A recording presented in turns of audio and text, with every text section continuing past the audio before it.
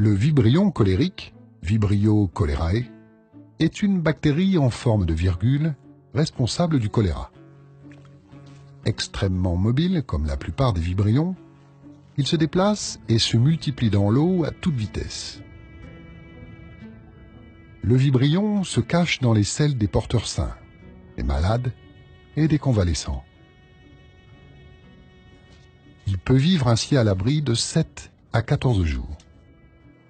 Dans les régions du monde où le choléra frappe régulièrement, le nombre de porteurs sains est beaucoup plus important que celui des malades. L'homme joue donc à la fois le rôle de milieu de culture et de disséminateur du vibrion. En buvant de l'eau contaminée par des déjections humaines, on ingère sans le savoir une armée de vibrions dans notre estomac. Si dans la majorité des cas, les personnes porteuses du vibrion ne présentent pas de symptômes, c'est que le bacille a été détruit par la barrière acide de l'estomac, ou que le système immunitaire a rempli son rôle.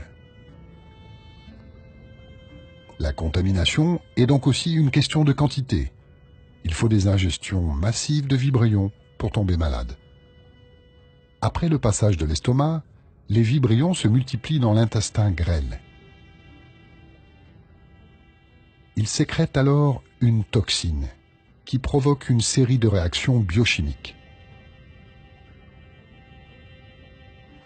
Ces réactions entraînent des diarrhées dites en eau de riz et des vomissements violents. Ces premiers symptômes apparaissent quelques heures ou quelques jours après contamination.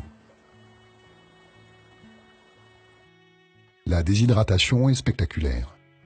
Les pertes d'eau peuvent atteindre 15 litres par jour, entraînant la perte de micronutriments essentiels, un effondrement de la pression sanguine et la mort. Comme le bacille ne séjourne qu'un temps dans l'organisme de sa victime, l'objectif pour le médecin est moins de s'attaquer au vibrion que de réhydrater son patient en urgence. Le malade récupère à une vitesse vertigineuse. En quelques heures, il passe d'une mort annoncée à la vie recouvrée.